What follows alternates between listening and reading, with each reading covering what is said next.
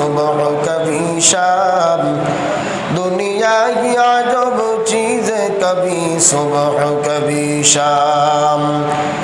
दुनिया में हो दुनिया का तलबगार नहीं गो, दुनिया में हो दुनिया का तलबगार नहीं गो।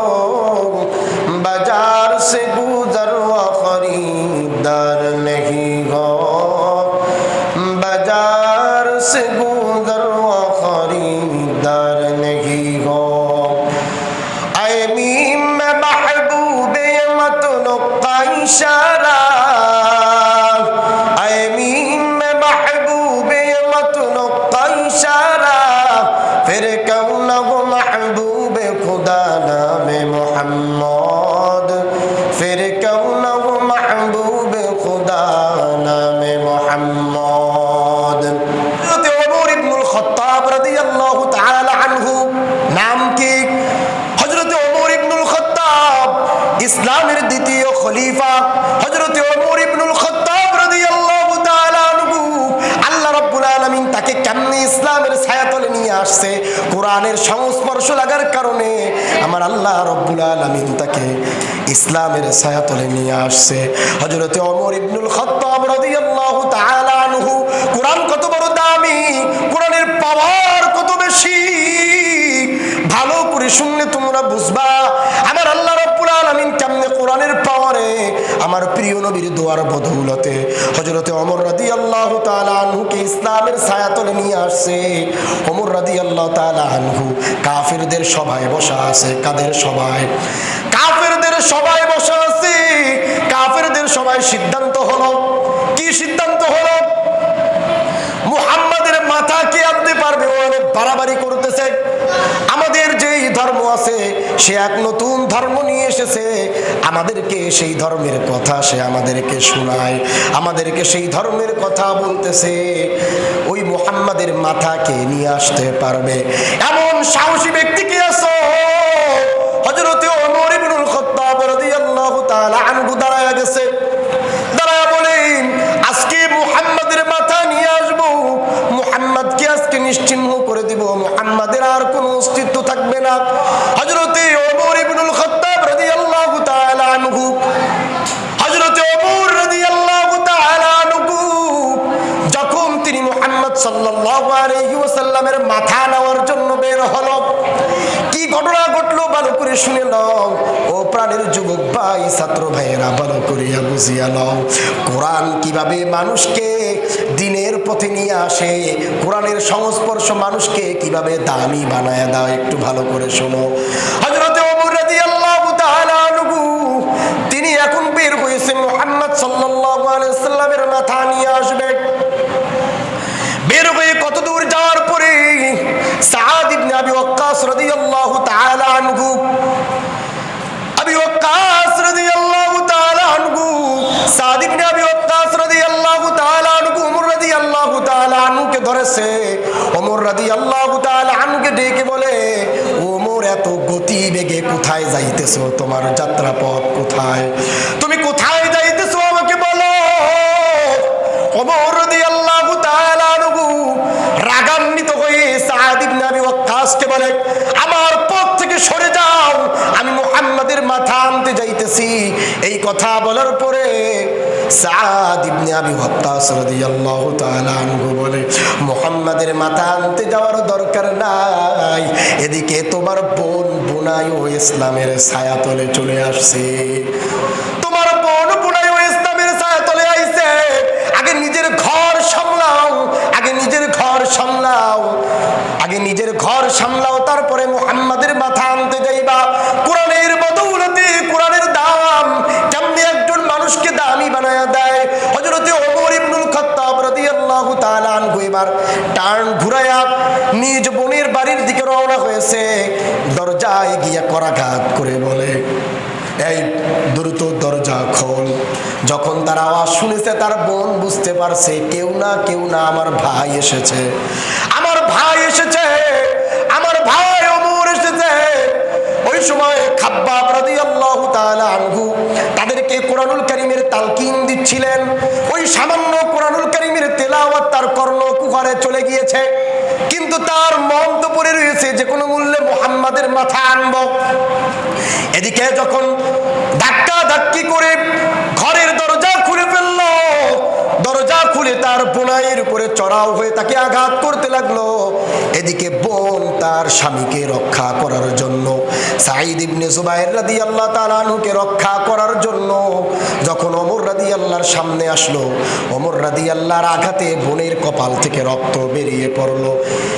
যখন ওমর রাদিয়াল্লাহর চোখ তার বোনের দিকে গেল, যখন ওমর রাদিয়াল্লাহর চোখ তার বোনের দিকে গেল, ও প্রাণের যুবক ভালো করে বুঝে নাও, যখন বোনের দিকে চোখ চলে গেল একটু হৃদয়ের মধ্যে মায়া আসলো।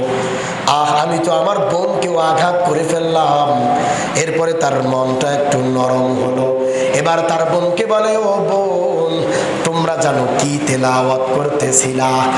আমি যখন দরজায় করাঘাত করলাম আমার কর্ম কুয়ারে বেজে উঠলো, তোমরা জানো কি তেলাওয়াত করতেছিলা? এবার বোন বুঝতে পারছে আমার ভাই কোরআনুল কারীমের তেলাওয়াত শুনে ফেলছে। ওই সময় বলে, ও ভাই, এমন জিনিস তেলাওয়াত করতেছিলাম, ওইটা যদি তুমি তেলাওয়াত শুনতে চাও তোমাকে গোসল করে আসতে হবে, পবিত্র হতে হবে। বোন বলল, গোসল করা ছাড়া এটা শোনা যাবে না। হযরত ওমর রাদিয়াল্লাহু তাআলা আনহুকে এই কথা বলার পরে হযরত ওমর রাদিয়াল্লাহু তাআলা আনহু গোসল করে পবিত্র হইলেন। এদিকে খাব্বাব রাদিয়াল্লাহু তাআলা আনহু বেরিয়ে আসছে আর বলে, আমার নবীর দোয়া মনে হয় কাজে লাগছে। গত রাতে আমার নবী আল্লাহর কাছে দোয়া করেছিল, গো দয়াময় আল্লাহ, তুমি দুই ওমরের এক ওমরকে ইসলামের জন্য কবুল করে নাও। সুবহানাল্লাহ। দুই ওমরকে, এক ওমর হলো ওমর ইবনুল খাত্তাব, দ্বিতীয় ওমর হলো আবু জাহেলের একটা উপনাম ছিল ওমর।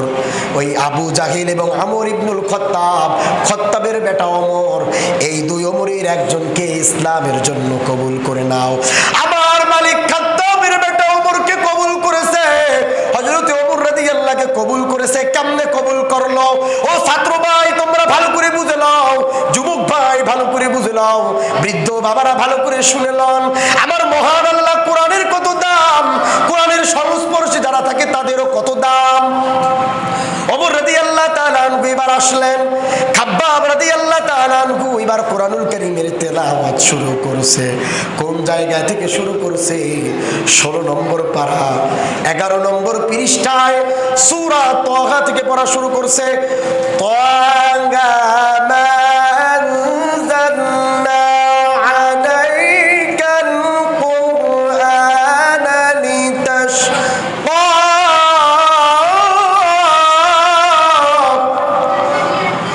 সূরা তাহা থেকে তেলাওয়াত করা শুরু করলো। তেলাওয়াত করতে করতে এক রুকু করে ফেললো।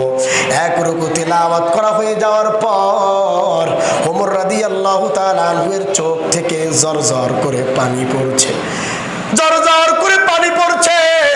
কোরআনের সংস্পর্শ কেমন দাম, ওমরকে কেমনে দামি বানায় দিছে। যে ওমর রাস্তা থেকে হাঁটে, শয়তান ওই রাস্তা থেকে হাঁটে না। ওমরকে আল্লাহ কেমনে দামি বানাইলো? কোরআনের সংস্পর্শে ওমরকে আল্লাহ দামি বানায় দিল।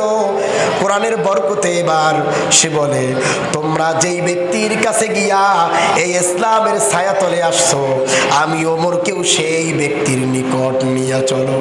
সুবহানাল্লাহ। ওমর রাদিয়াল্লাহু তাআলা আনহুকে এবার নিয়ে যাওয়া হলো, প্রিয় নবী সাল্লাল্লাহু আলাইহি ওয়াসাল্লামের দরবারে নিয়ে গেলেন।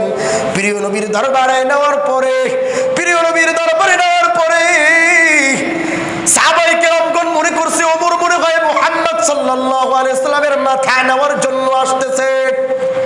ওমর মনে হয় আমার প্রিয় নবীর মাথা নেওয়ার জন্য আসতেছে। আবু বকর রাদিয়াল্লাহু তাআলা আনহু কয়েকজন প্রমুখ সাহাবী বলে, হে নবী, আমাদেরকে একটু হুকুম দেন, ওই ওমর আপনার সামনে কখনোই আপনার মাথা নিচে আসতে পারবে না। আমার প্রিয় নবী বলে, দাঁড়াও, একটু অপেক্ষা করো, দেখি না কি হয়।